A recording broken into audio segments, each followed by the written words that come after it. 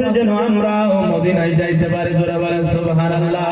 বলেন Medina Medina Ashiq মুমিনের ঠিকানা, বলো না মদিনা আশিক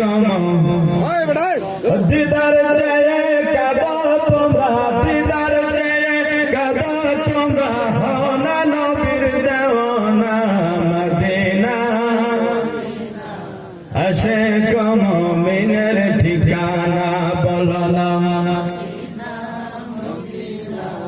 আশিক বাবা জালালউদ্দিন সুয়ুতি ৭৫ বার দেখল নবীজি, জালালউদ্দিন সুয়ুতি দেখল নবীজি, এতবার দেখিয়াও নবী, এতবার তৃপ্তি তাহার হলো না মদিনা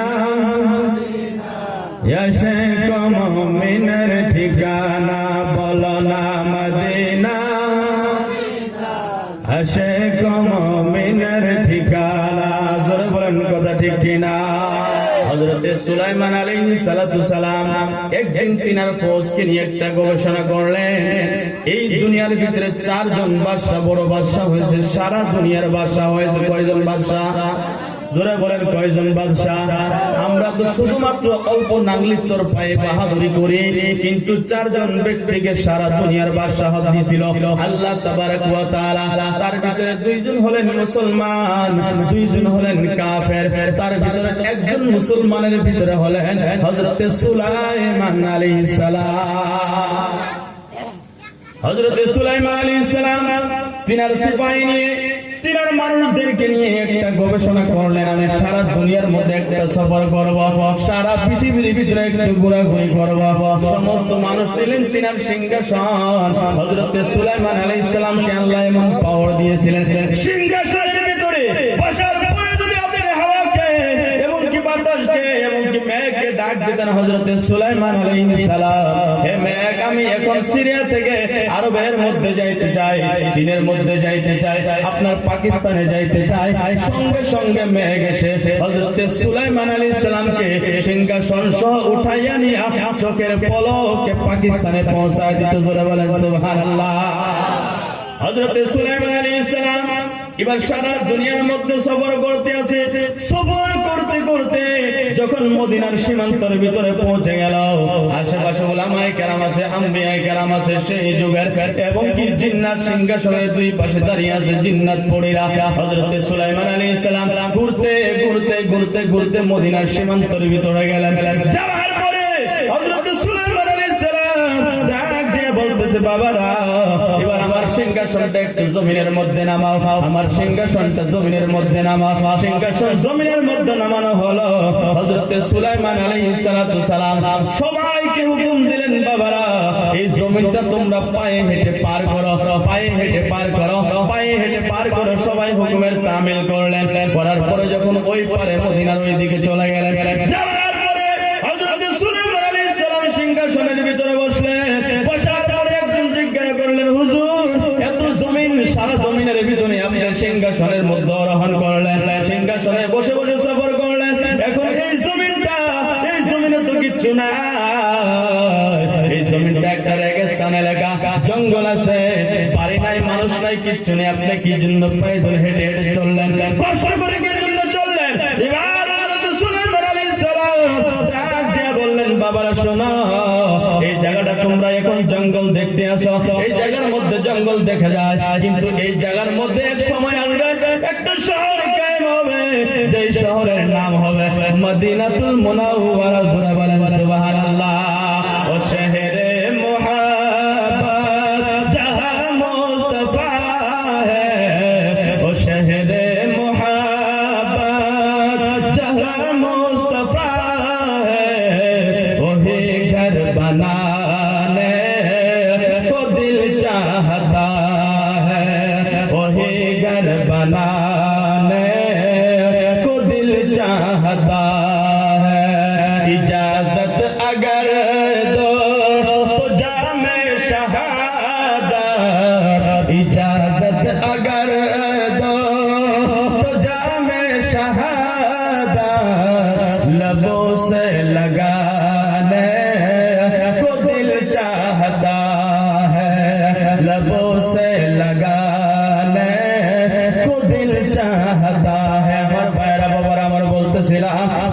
সুলাইমান আলাইহিস সালাম ডাক দিয়ে বলতেছে, আমার বাবারা, এই জমিনটা তোমরা এখন খালি দেখতে আছো, খালি জঙ্গল পড়ে আছে, খালি পালন রেগিস্তানে জমি। এই জমিনটা এমন একটা সময় আসবে, আখির রাসূল মুহাম্মদুর রাসূলুল্লাহ এই দুনিয়ার ভিতরে তাশরীফ নিয়ে আসবে, মক্কা থেকে হিজরত করে এই জায়গার ভিতরে আসবে। এই জায়গাটার নাম হবে ইয়াসরাব। তখন আর ইয়াসরাব থাকবে না, সেই জায়গা হয়ে যাবে মদিনাতুল মুনাওয়ারা। যারা বলেন সুবহানাল্লাহ। শুধু তাই নয়, আখির নবী মুহাম্মদুর রাসূলুল্লাহ এই জমিনের ভিতরে আসবে, আখির সময় তিনি এই জমিনের ভিতরে কাটাইবে। কাটানোর পরে তিনার উসাল মুবারক এই জায়গায় হবে, তিনার মাজার মুবারক এই জায়গার ভিতরে হবে। সেই মাজারের মাটিটা একটা কথা খেয়াল করবেন, সেই মাজারের মাটিটা যে জায়গার ভিতরে আল্লাহর রাসূল রাহমাতুল লিল আলামিনের বডি মুবারক থাকবে, দেহ মুবারক থাকবে, সেই জায়গাটা বাইতুল মুকাদ্দাস এবং কাবা শরীফ এবং আরশে আযম থেকে সেই জায়গা অনেক দামি হবে। জোরে বলেন সুবহানাল্লাহ। নারে তাকবীর, নারে তাকবীর, নারে রিসালাত, নারে রিসালাত, মসলাকে আলা হযরত মুফতি মেহেদী আলম সাহেব কি নারে তাকবীর, নারে রিসালাত। ওই নবীর মদিনায় আমরা যাইতে চাই কি চাই না? জোরে বলেন চাই কি চাই না? হে রাসূল প্রেমিক যারা আল্লাহ জপে তারা মরে আও। বলেন রাসূল প্রেমিক আল্লাহ জপে মরে আও, মরে না গো। জোরে বলেন না সুবহানাল্লাহ। আমার বন্ধুগণ, আমি আরো দুইটা আশিকের কথা বলবো। একজন আশিক থাকে হিন্দুস্তানের সরজমিন বেরেলি শরীফের ভিতরে আলা হযরত, আরেকজন আশিক থাকে মদিনার ভিতরে, মদিনার আশিক, মদিনার আশিক, মদিনার পাগল রে বাবা। এই নাংলি চড়ে আপনি জিন্দেগি কাটাইয়া দিলে। এই যে জানুয়ারি মাস চলে গেল বাবা, এই জানুয়ারি মাসের ভিতরে জানুয়ারি থেকে রি হসই আর রথ হিসিগার রি, রথ থেকে হিসিগার কাটায় দিলে কি হবে? জোরে বলেন কি হবে? এই জানুয়ারি মাসের ভিতরে বাবা, আমি আপনাদেরকে, আপনারা তো নিজের মানুষ গালি গোলাজ দিতে চাই না, এমনি জিল বুঝে নেন, ভালো কথা। আর যদি বলেন ফিরোজ খান সাহেবের মতো গালি দিতে হবে, তাও রাজি আছে। কিন্তু আমি একটা রাস্তার মধ্যে থাকার কারণে অত ছোট কথা বলতে পারি না। আল্লাহ যেন সব নাংলিচর মানুষকে হিদায়াত দান করে। সবাই বলে আমিন। মানুষ সারা রাত পরবাদ করেছে, ঘুম পারতে পারে না, গেছে কি গেছে না? জোরে বলেন গেছে কি গেছে না?